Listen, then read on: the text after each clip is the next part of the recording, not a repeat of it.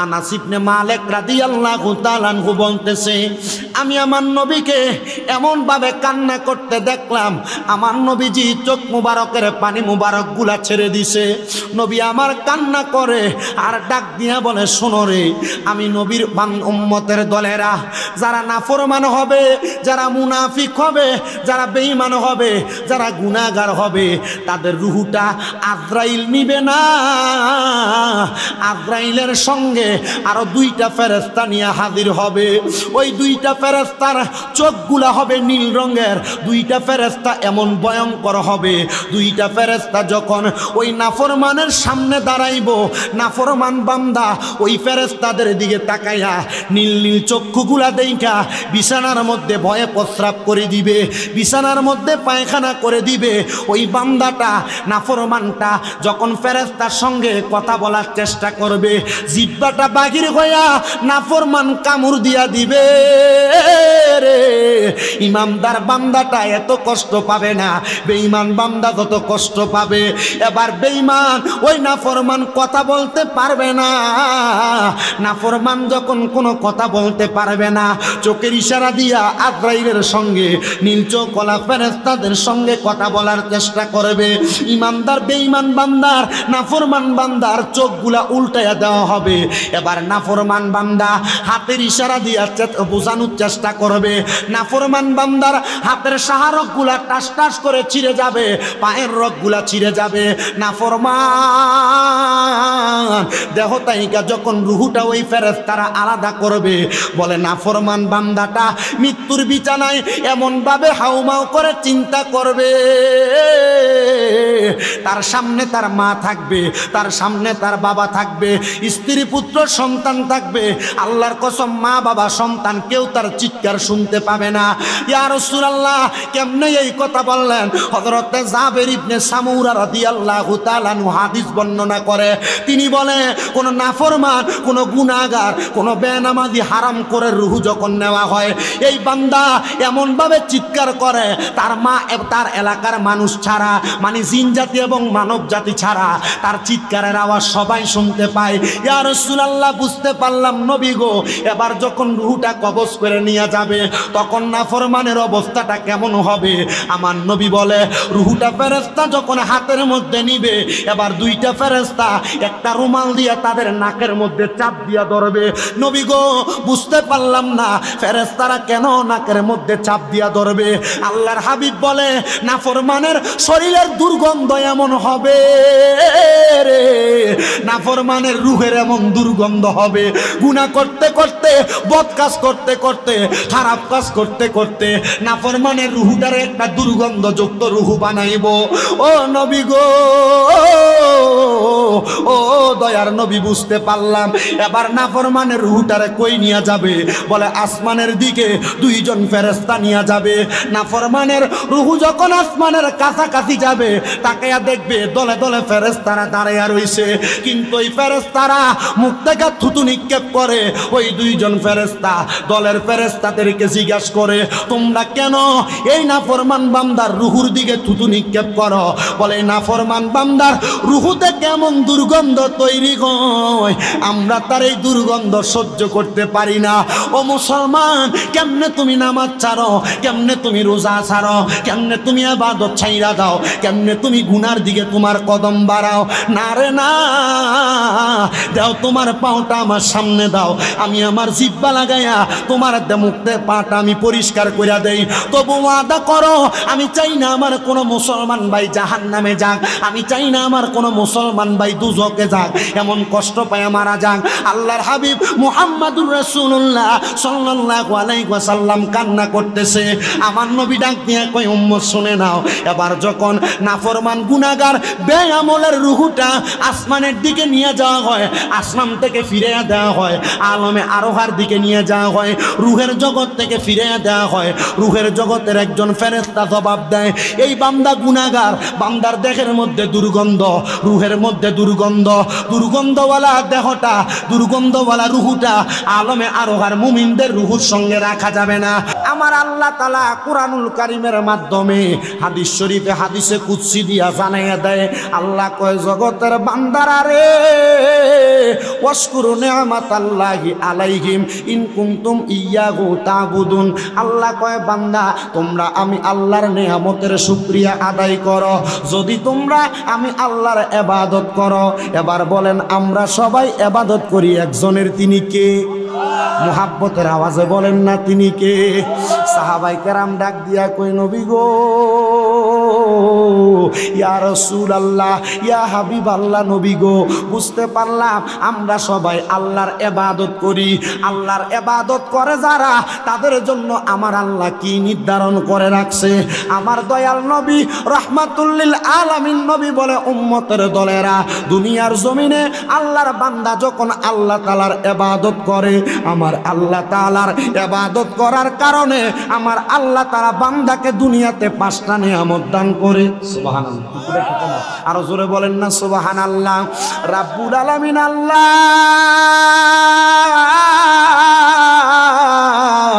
আপনি আপনার বান্দা যদি আপনার ইবাদত করে আপনি আপনার বান্দাকে 5টা নিয়ামত দান করেন।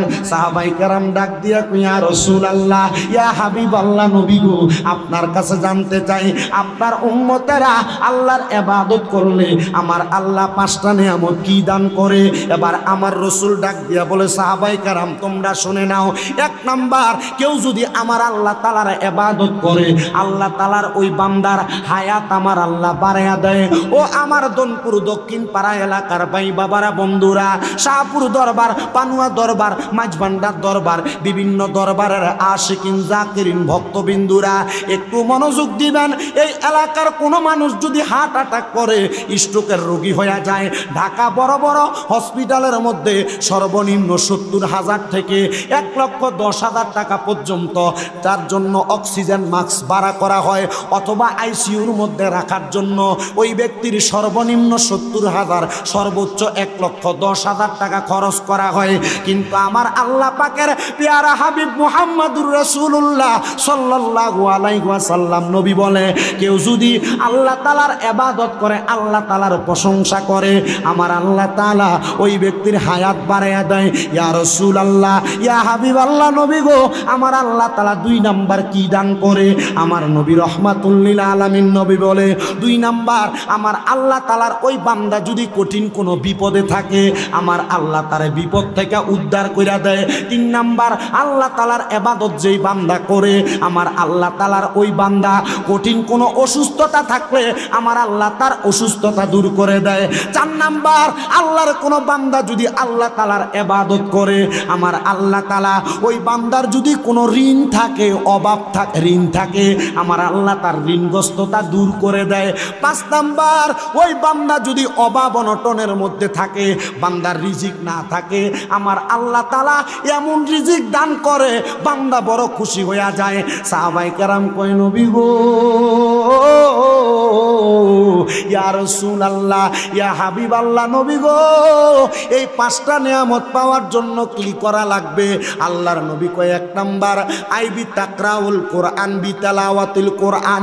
আল্লাহর কোন বান্দা যদি তার জবান দ্বারা আল্লাহ তাআলার কোরআন তেলাওয়াত করে আমার আল্লাহ তাআলা বান্দার এই সবগুলা নিয়ামত বান্দাকে দান করে। ইয়া রাসূলুল্লাহ আপনার কাছে জানতে চাই আপনার উম্মতে মুহাম্মদী যারা তারা যদি কোরআন মানে হাদিস মানে আপনি নবীর কথা কাজ মনসম্মতন অনুরূপভাবে সাহাবাই কেরামের কথা কাজ মনসম্মতন এগুলাকে মানে আপনি বলেন আল্লাহ কি প্রদান করবেন? নবীজি বলেছেন জান্নাত। ইয়া রাসূলুল্লাহ জান্নাত দিবে বুঝতে পারলাম, তবে আপনার কাছে জানতে চাই আল্লাহ কোন জান্নাত দিবে, এই জান্নাতের মজাটা কি? আল্লাহর হাবিব বলেছেন ওই জান্নাতের নাম হলো জান্নাতুল ফেরদাউসি নুজুলা। ইয়া রাসূলুল্লাহ বুঝতে পারলাম ওই জান্নাত দিবে, ওই জান্নাতে কতদিন থাকবে? নবীজি সাল্লাল্লাহু আলাইহি সাল্লাম বলছেন খালিদিনা ফিহা আবাদা, ওই জান্নাতের মধ্যে তারা চিরস্থায়ী বাসিন্দা হয়ে থাকবে। লাস্টে একটা ছোট্ট শব্দ ব্যবহার করছেন আলিফ বা ডাল আলিফ, এ আবাদা শব্দ ব্যবহার করে আল্লাহ রসুল কোরআনুল কারীমের আয়াত দ্বারা বুঝাইছেন তারা জান্নাতে প্রবেশ করবে তো করবে, তারা জান্নাত থেকে বের হতে চাইবে না। ইয়া রাসূলুল্লাহ ওই জান্নাতে আমরা থাকতে চাই। এবার আমার দয়াল নবী রাহমাতুল লিল আলামিন নবী আমার হাদিস শরীফের মাধ্যমে বলেন, হে দনপুর দক্ষিণ পাড়া এলাকার জান্নাতের বাগান মাহফিলে আগন্তুক আমার ভাইয়েরা, বাবারা, বন্ধুরা গভীর মনোযোগ দিয়া বয়ান শ্রবণ করার চেষ্টা করবেন।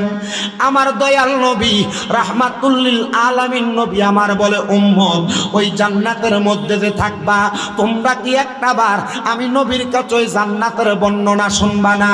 সাহাবায়ে কেরাম ডাক দিয়া কয়, নবী গো, নবী গো, ইয়া রাসূলুল্লাহ, ইয়া হাবিবাল্লাহ, নবী গো, আপনি বললেন আল্লাহ তাআলা জান্নাত প্রদান করবে, কিন্তু কোন জান্নাতে রাখবে, কেমন জান্নাতে রাখবে? আপনি নবী তো একটা বারও বললেন না। আমার দয়াল নবী রাহমাতুল লিল আলামিন নবীজি মসজিদে নববীর বারান্দার মধ্যে বসা।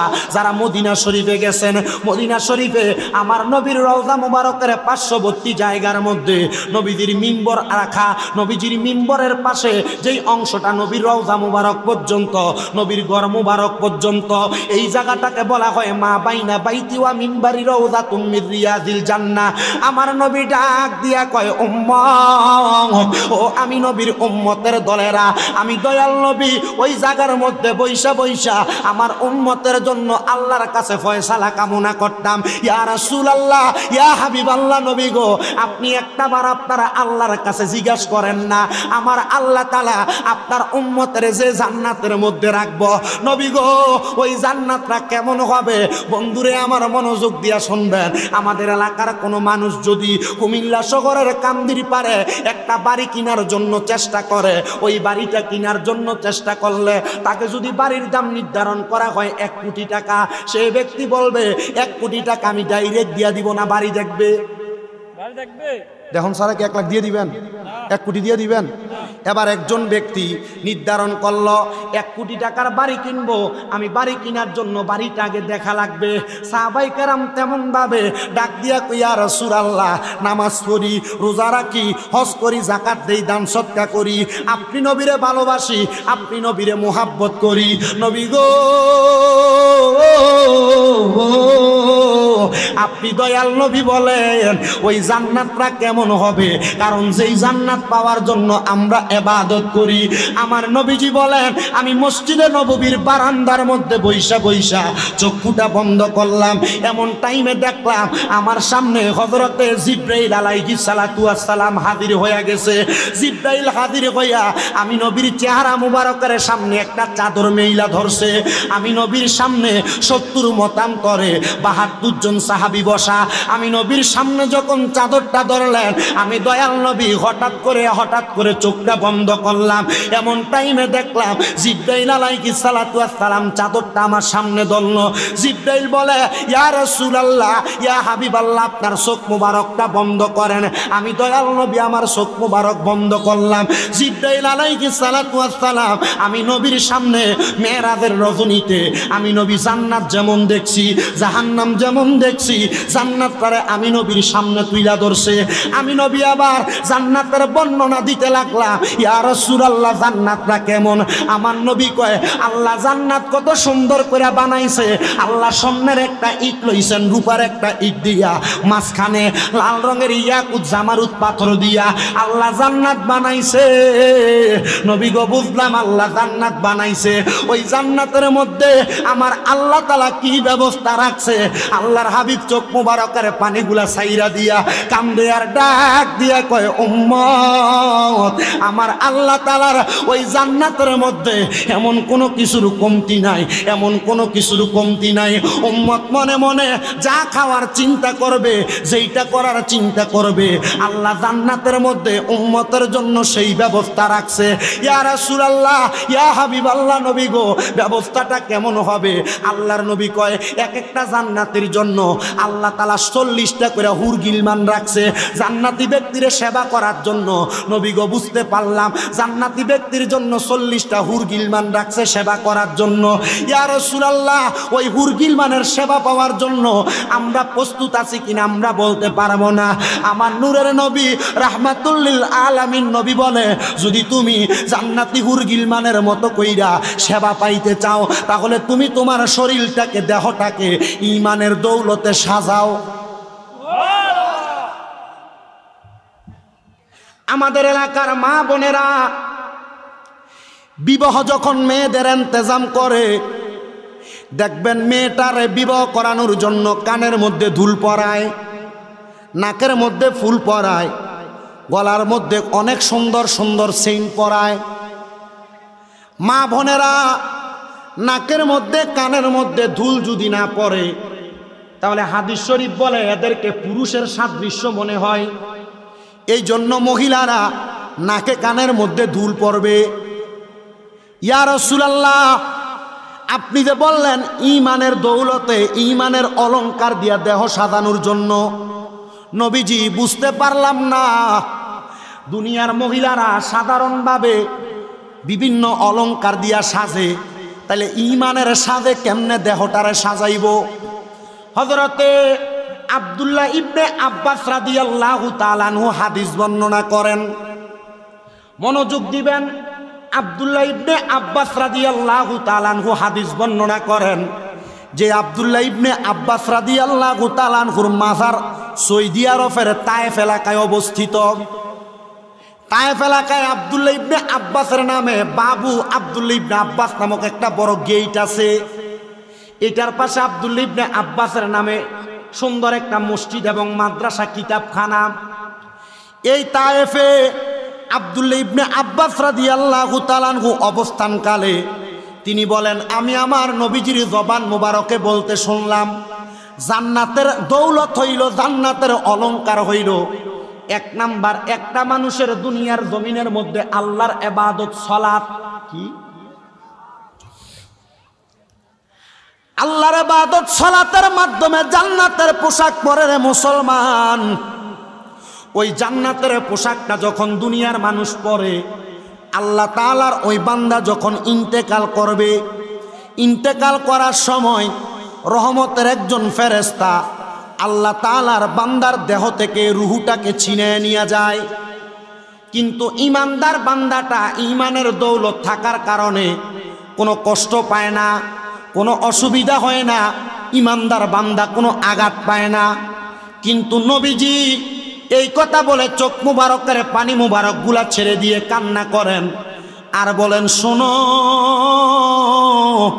কেউ যদি ঈমানের দৌলতে, ঈমানের অলংকার দিয়া তার শরীরটাকে না সাজায়, ওই ব্যক্তির শরীরটাকে এমনভাবে আঘাত দেওয়া হবে। হাদিস শরীফ বর্ণনা করতে যায় আমাদের কুমিল্লা আলিয়া মাদ্রাসার মধ্যে আল্লামা আব্দুর রাজ্জাক মুহাদ্দিস হুজুর, উনি একটা টিস্যু হাতে নিয়ে বুঝাইতেছেন, একটা টিস্যু তোমার হাতে দিলাম, এই টিস্যুটাকে তুমি আস্তে করে টান দিলে দেখবা তোমার টিস্যুটা ছিঁড়ে যায়। কিন্তু যদি তোমার হাতের মধ্যে একটা লোহার পাতের টুকরা দেওয়া হয়, টিনের টুকরা দেওয়া হয়, হাত দিয়ে তুমি তোমার টিনটাকে ছিঁড়তে পারবা না। টিস্যুটা যেমন নর্মালভাবে ছিঁড়ে যায়, ইমানদারের ঈমানের দৌলতওয়ালা ঈমানের অলংকার দিয়া দেহ সাজাইলে ওই মানুষটার শরীর থেকে রুহুটা এমন টিস্যুর মতো ছিঁড়া চলে আসে।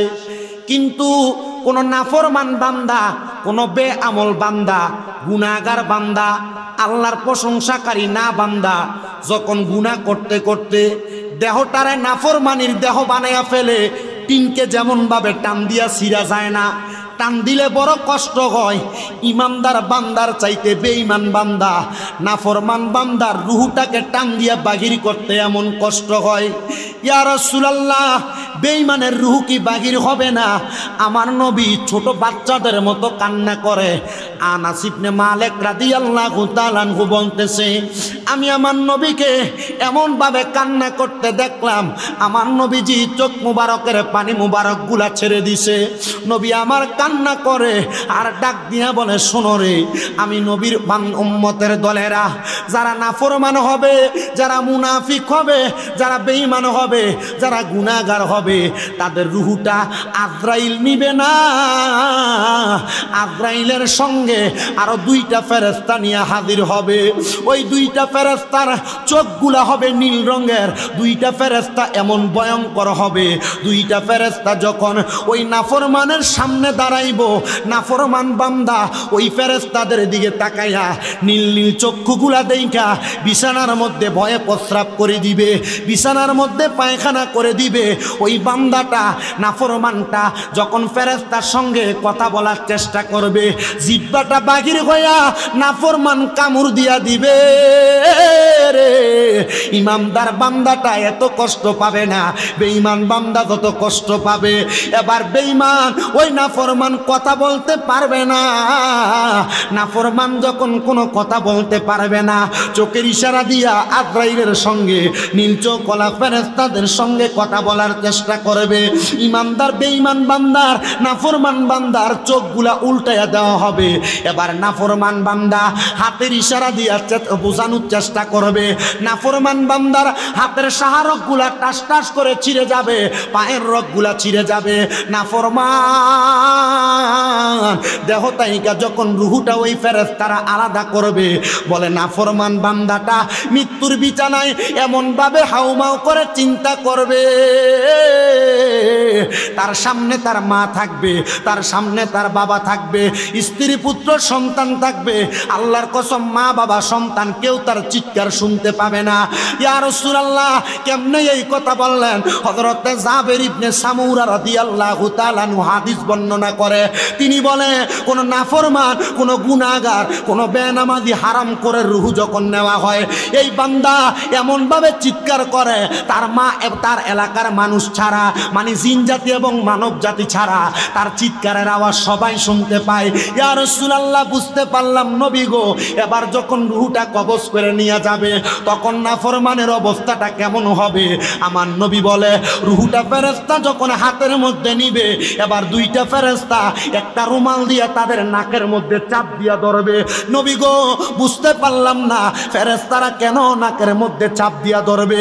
আল্লাহর হাবিব বলে, নাফরমানের শরীরের দুর্গন্ধ এমন হবে রে, নাফরমানের রূহের এমন দুর্গন্ধ হবে, গুনাহ করতে করতে, বদ কাজ করতে করতে, খারাপ কাজ করতে করতে নাফরমানের রূহটারে একটা দুর্গন্ধযুক্ত রূহ বানাইব। ও নবী গো, ও দয়ার নবী, বুঝতে পারলাম। এবার নাফরমানের রূহটারে কই নিয়ে যাবে? বলে আসমানের দিকে দুইজন ফেরেশতা নিয়ে যাবে। নাফরমানের রূহ যখন আসমানের কাছাকাছি যাবে, তাকায়া দেখবে দলে দলে ফেরেশতারা দাঁড়াইয়া রইছে, কিন্তু ওই ফেরেশতারা মুখ থেকে থুতু নিক্ষেপ করে। ওই দুইজন ফেরেশতা দলের ফেরেশতাদেরকে জিজ্ঞাসা করে, তোমরা কেন এই নাফরমান বান্দার রূহুর দিকে থুতু নিক্ষেপ করো? বলে, নাফরমান বান্দার রূহুতে কেমন দুর্গন্ধ তৈরি হয়, আমরা তার এই দুর্গন্ধ সহ্য করতে পারি না। ও মুসলমান, কেমনে তুমি নামাজ ছাড়ো, কেমনে তুমি রোজা ছাড়ো, কেমনে তুমি ইবাদত ছাইরা দাও, কেমনে তুমি গুনার দিকে তোমার কদম বাড়াও? না রে না, দাও তোমার পাওটা আমার সামনে দাও, আমি আমার জিহ্বা লাগাইয়া তোমার মুখে পাটা আমি পরিষ্কার করে দেই। তবু ওয়াদা করো, আমি চাই না আমার কোনো মুসলমান ভাই জাহান্নামে যাক, আমি চাই না আমার কোনো মুসলমান ভাই দুজকে যাক, এমন কষ্ট পায় মারা যাক। আল্লাহর হাবিব মুহাম্মাদুর রাসূলুল্লাহ সাল্লাল্লাহু আলাইহি ওয়াসাল্লাম কান্না করতেছে। আমার নবী ডাক দিয়ে কই, উম্মত শুনে নাও, এবার যখন নাফরমান গুনাহগার বেআমলের রূহটা আসমানের দিকে নিয়ে যাওয়া হয়, আসমান থেকে ফিরিয়ে দেওয়া হয়, আলমে আরোহার দিকে নিয়ে যাওয়া হয়, রূহের জগৎ থেকে ফিরিয়ে দেওয়া হয়, রূহের জগতের একজন ফেরেশতা জবাব দেয়, এই বান্দা গুনাহগার, বান্দার দেহের মধ্যে দুর্গন্ধ, রূহের মধ্যে দুর্গন্ধ, দুর্গন্ধওয়ালা দেহটা, দুর্গন্ধওয়ালা রূহটা আলমে আরোহার মুমিনদের রূহের সঙ্গে রাখা যাবে না। ও আমার দনপুর উত্তর দক্ষিণ পাড়া আশেপাশে এলাকার বাবাজিরা বন্ধুরা, এবার নাফরমানের রূহটা নিয়া ফেরেশতা দুইজন আসমানের দিকে চলে আসে। আসমানের দরজা যখন বন্ধ থাকে, ডাইনে যাইতে পারে না, বামে যাইতে পারে না, সামনে যাইতে পারে না, একবার বন্ধ নাফরমানের রূহটা।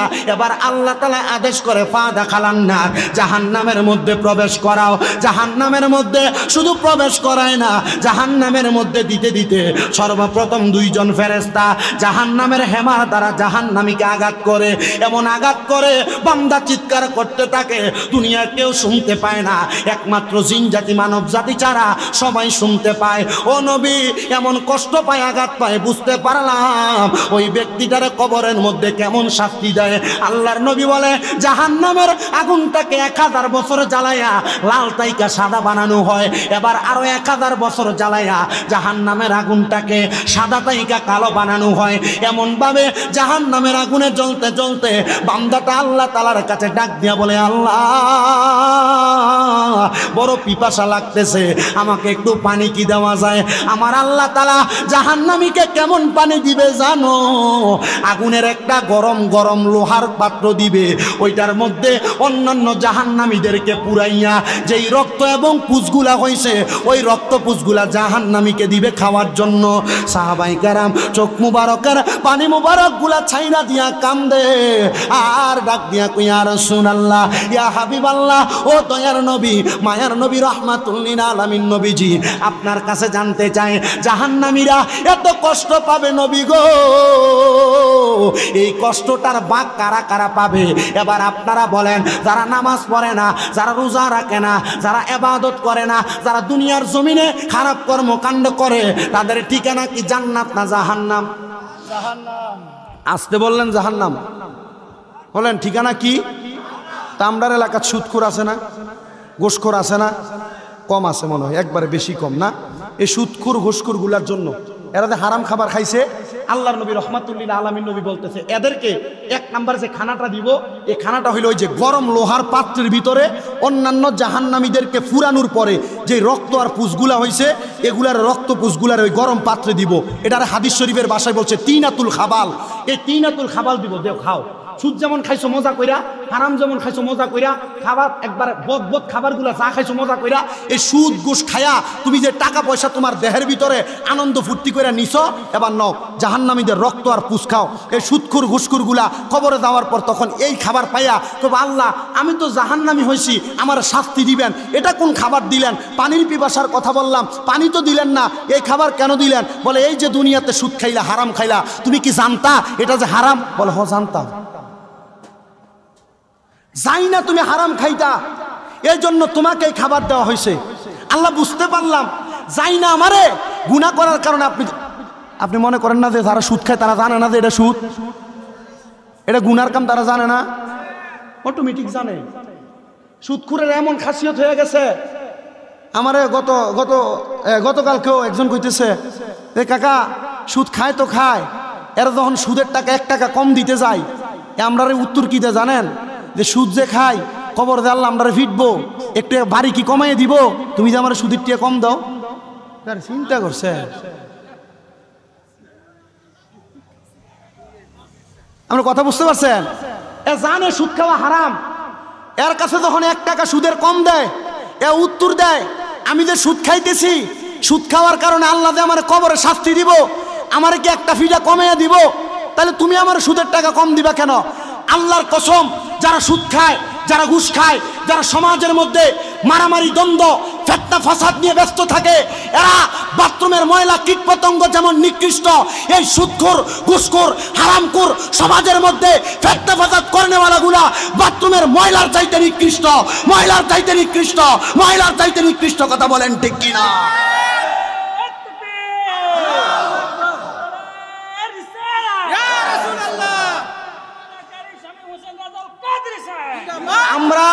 আমরা আমাদের শক্তি বাড়ানোর জন্য, দেহের বল বাড়ানোর জন্য, হাতের শক্তি বাড়ানোর জন্য সুদখোর ঘুষখোর হারামখোর সন্ত্রাসদের সাথে আমাদের সম্পর্ক গড়ে তুলতেছি। আল্লাহর হাবিবের প্রখ্যাত সাহাবী হযরত উবাইদুল্লাহ ইবনে সামিত রাদিয়াল্লাহু তাআলা আনহু বলেন, কেউ যদি নিজের হাতকে শক্তিশালী করার জন্য কোনো খারাপ মানুষের সাথে সম্পর্ক রাখে, ওই ব্যক্তিও জাহান্নামী, যেই ব্যক্তি সম্পর্ক রাখলো সেও জাহান্নামী। ইয়া রাসূলুল্লাহ, তাহলে আমি সুদখোরের লগে যে বইয়া চা খাই, সুদখোরের সাথে যে বৈশা চা খাই, হারামখোরের সাথে যে বৈশা চা খাই, আপনি মনে করেন না এটার কারণে আপনি জান্নাতে যাবেন। রসুলে কিবরিয়া মুহাম্মদ মুস্তাফা সাল্লাল্লাহু আলাইহি সাল্লাম বলছে, কেউ যদি হারামখোরদের সাথে সম্পর্ক রাখে তাহলে তার ময়দানে মাশরে হাসরটা হবে এদের সাথে। তার হাসর হবে কার সাথে? এদের সাথে। আপনারা কি কষ্ট হইতেছে নাকি? কোনো সমস্যা হইতেছে? একটু মহাব্বতে ওয়াজটা শোনার চেষ্টা করেন। তাহলে সুদখুট্টির খানাটা কি ভালো না খারাপ? জোরে কন। আমি জানি আপনারা ওয়াজ যেমনি ইচ্ছে এমনি শুনতেছেন, অসুবিধা নাই। আপনারা যে এখানে বসে ওয়াজ শুনতেছেন, এটাই তো আলহামদুলিল্লাহ। এতটুক কথা মাথায় রাখেন, এতটুক কথা দেমাগে রাখেন। হারাম খাওয়া পরের হক মেরে খাওয়া, সুদ ঘুষ খাওয়া এবং বিভ্রান্ত রাহাজানি মারামারি দ্বন্দ্ব নিয়ে লিপ্ত থাকা যে মানুষগুলা, এদের থেকে যখন আপনি আলাদা থাকবেন, যখন আপনি আপনাকে আল্লাহর ঘরের সাথে পরিপূর্ণ একটা সম্পৃক্ততা যুক্ত করতে পারবেন, দেখবেন আপনার সিনাটা এমন পরিষ্কার হয়ে গেছে, আপনি চোখ বন্ধ করলে মক্কা মদিনা দেখেন, কিন্তু আপনি এখন চোখ খেটে দেখেন সব অন্ধকার দেখবেন। কারণ দেখবেন কিভাবে? আপনি হারাম খাওয়ার কারণে, আপনি মানুষের হক নষ্ট করার কারণে আপনার নিজের কলব মারা গেছে। তো রসুল পাক সাল্লাল্লাহু আলাইহি সাল্লাম বলছেন, তোমরা দুনিয়ার সমাজে চলাফেরা করা অবস্থায় তোমাদেরকে এমনভাবে তৈরি করো, ইমানের দৌলত এবং অলংকার শরীরে লাগাও। ইয়া রাসূলুল্লাহ, ইমানের দৌলত লাগাইলে লাভ কি হবে? নবী বলে, বেঈমান বান্দাকে যখন আসমানের ফেরেশতারা থুতু নিক্ষেপ করে, ইমানদার বান্দার রুহুটাকে আসমানের ফেরেশতা আহলা ওয়া সাহালান দুয়ুফুর রহমান বলে স্বাগতম জানায়। আর জোরে কন্যা সুবহানাল্লাহ।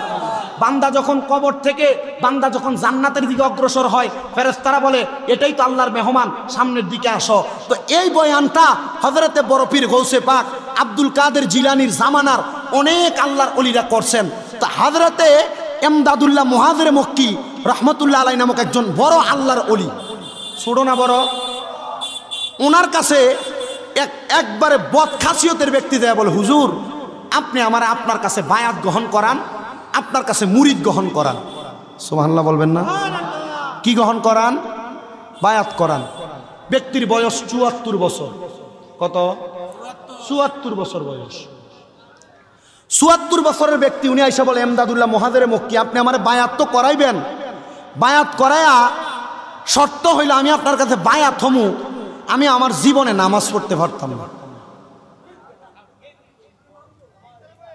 হাজী এমদাদুল্লাহ মুহাজিরে মক্কি বলেন, হে বাবা, কেন? কারণ কি তোমার কাছে আমি জানতে চাই। উনি বলেন, হুজুর আমি যখন ছোটবেলা থেকে বুঝতে শিখলাম নামাজ পড়া লাগবে, ইবাদত করা লাগবে, হুজুর আমি ৭৪ বছর বয়স পর্যন্ত কোনোদিন আল্লাহরে একটা সেজদাও দেই নাই। হুজুর আমি একটা সেজদাও যখন দেই নাই, এখন আমার আর নামাজ পড়তে ভালো লাগে না। হুজুর আপনি আপনার কাছে আমারে বায়াত করান, যেন আমি সুন্দরভাবে চলতে পারি। হুজুর বলে, তুমি তো সত্য দিলা বায়াত হইবা, কিন্তু নামাজ পড়বা না। হে বাবা, আমি তোমারে বায়াত করাইতে পারবো না। যেই ব্যক্তি সারাদিন রাহাজানি বেকাজগুলা কইরা বেড়াইছে, ওই ব্যক্তিটা যদি এবার বায়াত নেওয়ার জন্য আসে, হুজুর বলে আমি আতঙ্কিত হইলাম, ভয় পাইলাম। আমি বললাম, ঠিক আছে, যেহেতু তুমি নামাজ পড়তে পারবা না, তুমি বলো না জিকির করতে পারবানি। হুজুর পারবো। বলে কি জিকির? বলে তোমার জিকিরের তালিম হইল লা ইলাহা ইল্লাল্লাহ মুহাম্মাদুর রাসূলুল্লাহ সাল্লাল্লাহু আলাইহি ওয়াসাল্লাম। জবান খুলে জোরে জোরে বলেন না সুবহানাল্লাহ। ওই সন্ত্রাস ব্যক্তি ডাক দিয়া বলে, হুজুর ৭৪ বছর বয়স পর্যন্ত আমি যেহেতু নামাজ পড়ি নাই, আল্লাহকে একটা সেজদা দেই নাই, আমি এখন থেকে আপনার কাছে বায়াত হইয়া আমি এই দুনিয়ার জমিনে জিকিরের তালিমটা গ্রহণ করব, যখন যেখানে থাকি জিকিরটা করব। হুজুর বলে, তবে সাবধান, নামাজ পড়া যাবে না। যদি এক ওয়াক্ত নামাজও পড়ো, তাহলে তোমাকে এক ওয়াক্ত নামাজের জন্য 5টা করে জুতার আঘাত করা হবে। কি দিয়া? 5টা করে জুতার আঘাত করা হবে। ওই ব্যক্তি বলে, আমি বাড়িতে চলে গেলাম, আমি যাওয়ার সময় রাস্তায় রাস্তায় লা ইলাহা ইল্লাল্লাহ, লা ইলাহা ইল্লাল্লাহ, লা ইলাহা ইল্লাল্লাহ জিকির করতে লাগলাম। জিকির করতে করতে আমি যখন আমার ঘরের মধ্যে গেলাম, এবার বলেন, যেই ব্যক্তি ৭৪ বছর বয়স পর্যন্ত ইবাদত করে নাই, ৭৪ বছর বয়স পর্যন্ত জিকির করে নাই, ৭৪ বছর বয়স পর্যন্ত আল্লাহর ইবাদতে মগ্ন থাকে নাই, ওই ব্যক্তি যদি জিকির করতে করতে ঘরে যায়, বউ কি অবাক হওয়ার কথা কিনা? আমার মুসলমান ইমানদার, পবিত্র কুরআনুল কারীমের যে আয়াত আমি আপনাদের কাছে তেলাওয়াত করেছি, লা ইয়াস্তাউই আসহাবুন নারি ওয়া আসহাবুল জান্নাহ, আসহাবুল জান্নাতি হুমুল ফাইজুন। আমার আল্লাহ তাআলা কুরআনুল কারীমের মধ্যে বলেন, লা ইয়াস্তাউই আসহাবুন নার, জাহান্নামীরা একরকম নয়, ওয়া আসহাবিল জান্নাহ, জান্নাতীদের মতো, মানে জাহান্নামী এবং জান্নাতীরা একরকম নয়। আল্লাহর হাবিব কুরআনুল কারীম থেকে বলেন, আসহাবুল জান্নাতি হুমুল ফাইজুন, যারা জান্নাতি তারা হইল সফল কাম। এ আয়াত যখন ৭৪ বছরের বয়স্ক ব্যক্তি, উনি যখন শুনতে পাইলেন ৭৪ বছর পর্যন্ত আমি আল্লাহকে সেজদা দেই নাই, কিন্তু জান্নাতে তো মজার জায়গা, আনন্দের জায়গা, আরামায়েশের জায়গা, জাহান্নামে তো নিকৃষ্ট জায়গা, ওই জায়গার মধ্যে আমি শক্তভাবে থাকতে পারবো না। ওই ব্যক্তি চিন্তা করলেন, আমার এলাকার সবচাইতে মুহাক্কিক আলেম, সবচাইতে ভালো আলেম হাজী এমদাদুল্লাহ মুহাজিরে মক্কির কাছে আমি যাব। উনি বলেন, আমি হাজী এমদাদুল্লাহ মুহাজিরে মক্কির সামনে গেলাম, বললাম, হুজুর আপনি আমাকে বায়াত গ্রহণ করান, আপনার কাছে মুরিদ করান। উনি বলে, বাবা তুমি আমার কাছে যদি মুরিদ হইতে চাও, বায়াত হইতে চাও, ওয়াদাবদ্ধ হইতে চাও, তুমি তো 5 ওয়াক্ত নামাজ পড়া লাগবে। তুমি সন্ত্রাস করো, বাজে কাজ করো, ৭৪ বছর বয়স পর্যন্ত কোনোদিন তুমি আল্লাহর ইবাদত করো নাই, তাহলে তুমি কি ইবাদত করবা নাকি? উনি বলে, হুজুর সব করতে পারবো, কিন্তু আমি নামাজ আদায় করতে পারবো না। হুজুর বললেন, হায়রে, আল্লাহ তাআলা তো সবার কপালের মধ্যে হেদায়েত রাখে না, তার কপালে সামান্য হেদায়েত রাখছেন, সে আল্লাহর ওলির কাছে আসছেন, কিন্তু সে আমার কাছে বলতেছেন সে নামাজ পড়তে পারবে না। এবার হাজী এমদাদুল্লাহ মুহাজিরে মক্কি রহমাতুল্লাহ আলাইহি বলেন, আমি তাকে বললাম, নামাজ যেহেতু পড়তে পারবা না, তুমি বলো তুমি কি লা ইলাহা ইল্লাল্লাহ জিকির করতে পারবা কিনা? তিনি বললেন, এক বাক্যে আমি লা ইলাহা ইল্লাল্লাহ জিকির করতে পারবো। তবে এমদাদুল্লাহ মুহাজিরে মক্কি তাকে একটা ওয়াদা করাইলেন, তবে সাবধান মনে রাখবা, যদি তুমি জিকির ছাড়া নামাজ পড়ো, তাহলে তোমাকে প্রত্যেক ওয়াক্ত নামাজের জন্য 5টা করে জুতা দ্বারা আঘাত করা হবে। সে বলল, হুজুর আজ পর্যন্ত কেউ আমার শরীরের মধ্যে কোনো আঘাত করতে পারে নাই। ঠিক আছে, আপনি যেহেতু আমার মুর্শিদ হবেন, আপনি যেহেতু আমার পথ প্রদর্শক হবেন, আমার কোনো অন্যায়ের জন্য আপনি আমাকে শাস্তি দিতে পারবেন। এবার ৭৪ বছর বয়স পর্যন্ত যেই ব্যক্তি আল্লাহকে একটা সেজদা দেয় নাই, ওই ব্যক্তি লা ইলাহা ইল্লাল্লাহ, লা ইলাহা ইল্লাল্লাহ, লা ইলাহা ইল্লাল্লাহ বলতে বলতে ঘরের মধ্যে প্রবেশ করেছে। তার স্ত্রী তাকে দেখে বড় অবাক হয়ে গেলেন, চিন্তা করলেন, যে স্বামী কোনোদিন আল্লাহর নামটা মুখ দিয়ে একবারও বলে নাই, এই স্বামী কোনোদিন আল্লাহকে একবার সেজদা দেয় নাই, তার জবান দ্বারা লা ইলাহা ইল্লাল্লাহ। মহিলা বলে, আমি খুশিতে বড় আত্মহারা হয়ে গেলাম, আমি খুশিতে বড় আত্মহারা হইয়া আমি সারা রাত আর বিছানার মধ্যে ঘুমাই নাই। আমি আমার চক্ষু খোলা রাখলাম, দেখলাম আমার স্বামী ঘুমানোর আগ পর্যন্ত শুধু জবান দ্বারা লা ইলাহা ইল্লাল্লাহ শব্দটা ব্যবহার করতেছে। দেখলাম আমার স্বামী ঘুমিয়ে গেলেন, কিন্তু তার জবান আর লড়তেছে না। আমি তার বাম বুকের চাইটের মধ্যে তাকাইলাম, আমি দেখলাম তার বাম স্তনের 2 আঙ্গুল নিচের যেই গোস্তের জায়গাটা, এই জায়গাটা একবার উপরের দিকে উঠতেছে আর একবার নিচের দিকে যাচ্ছে, একবার উপরের দিকে উঠতেছে আর একবার নিচের দিকে যাচ্ছে। আমি আবার তাকাইলাম, তার এমন অবস্থা দেখে আমি চিন্তা করতে লাগলাম, আল্লাহ তাআলা মনে হয় আমার স্বামীকে হেদায়েত দান করেছে। এমন টাইমে মহিলা বলতেছে, আমি দেখলাম আমার স্বামী হঠাৎ করে ঘুম থেকে ফাল ফেরে উঠলেন, লাফ দিয়ে উঠলেন। আমি আমার স্বামীকে বললাম, ওগো আমার স্বামী, আপনি তো ঘুমিয়েছিলেন, আপনি কেন ঘুম থেকে উঠে গেলেন? আমার স্বামী আমাকে বলতেছে, হে স্ত্রী, আমি ঘুমের মধ্যে একটা দুঃস্বপ্ন দেখেছি, ওই দুঃস্বপ্নটা কি তুমি শুনতে চাও? তুমি তো আমার স্ত্রী, সুখ দুঃখের সাথী, আমি তুমি স্ত্রীর কাছে আমার ঘটনাটা বলতে চাই। স্ত্রী বলেন, স্বামী এমন কি স্বপ্ন দেখেছেন আপনি ঘুম থেকে লাফ দিয়ে উঠে গেলেন? স্বামী বললেন, আমি হঠাৎ একটা নদীর পাড়ে দাঁড়ানো ছিলাম, কে যেন পেছন থেকে আমাকে নদীর মধ্যে ধাক্কা দিয়ে ফেলে দিল। আমি নদীর মধ্যে পড়ে যাওয়ার পরে আমাকে কেউ বাঁচাইতে আসতেছে না, নদীর কঠিন স্রোতে আমাকে নিচের দিকে নিয়ে যাচ্ছে। এমন টাইমে দেখলাম নদীর মধ্যে কোথা থেকে যেন 5টা দড়ি হঠাৎ করে পড়ে গেল। আমি একটা দড়ির মধ্যে ধরলাম, দড়িটা নিচের দিকে চলে গেছে, আরেকটা দড়ির মধ্যে ধরলাম, আমি নিচের দিকে চলে যাচ্ছি। 3টা দড়ির দিকে ধরলাম, আমি নিচের দিকে চলে যাচ্ছি। 4টা দড়ির মধ্যে ধরলাম, আমি নিচের দিকে চলে যাচ্ছি। এমনভাবে আমি যখন 4টা দড়িতে ধরলাম, আমি নিচের দিকে চলে যাচ্ছি। আমি বুঝতে পারলাম না এতগুলা দড়ি আসলো, কিন্তু কেউ আমার বাঁচাইতে পারে না। একবার বলেন, বাঁচাইতে পারে একজন, তিনি কে? 4টা দড়ির মধ্যে ধরলেন, বাঁচতে পারলেন না। ওই ব্যক্তি বলে, আমি 5ম নাম্বার দড়ির মধ্যে যখন ধরলাম, দেখলাম আমাকে 5টা দড়ির দিক থেকে টেনে পাড়ের মধ্যে নিয়ে যাওয়া হলো। আমি বুঝতে পারলাম কেমন কেমন জানি লাগতেছে। সকালবেলা দৌড়ে এমদাদুল্লাহ মুহাজির মক্কির কাছে গেলাম। যাওয়ার সাথে সাথে এমদাদুল্লাহ মুহাজির মক্কি আমাকে বলেছে, রে বাবা, এটার অন্য কোনো কারণ না, এটা হলো 5টা দড়ি, এটা হলো 5 ওয়াক্ত নামাজ। আমি এমদাদুল্লাহ মুহাজির মক্কি বললাম, তুমি এখন থেকে 5 ওয়াক্ত নামাজ আদায় করবা। আরে 5টা দড়ি যেমন ভাবে তোমাকে নদী থেকে উদ্ধার করেছে, আমি আল্লাহর ওলির কথা এবং আল্লাহর কথা, এমন 5 ওয়াক্ত নামাজ ঠিক তেমন ভাবে তোমাকে জাহান্নামের আগুন থেকে রক্ষা করবে। এবার বলেন যে আল্লাহর ওলিদের নসিহতের মাধ্যমে আমাদেরকে দুনিয়ার জমিনে কঠিন বিপদ থেকে জাহান্নামের আগুন থেকে আল্লাহ উদ্ধার করে, এমন ভাবে আল্লাহর ওলিদের হাত ধরে আজকের মাহফিলের যিনি সম্মানিত প্রধান মেহমান সৈয়দ গোলাম মোহাম্মদ আব্দুল কাদের কাউকাব হুজুর কেবলা শাহপুর দরবার শরীফ সহ যত আউলিয়া কেরাম আছে তাদের হাতে হাত রেখে আমরা সবাই জাহান্নামের আগুন থেকে বাঁচার দরকার আছে না নাই? আল্লাহ তাআলা আমাদের সবাইকে জাহান্নামের কঠিন আযাব থেকে বাঁচার জন্য আল্লাহর ওলিদের নেক নজর সোহবতের মাধ্যমে 5 ওয়াক্ত নামাজ পড়ে দুনিয়ার জিন্দেগি কুরবান করে আখিরাত হাসিল করার তৌফিক দান করে, বলেন আমিন।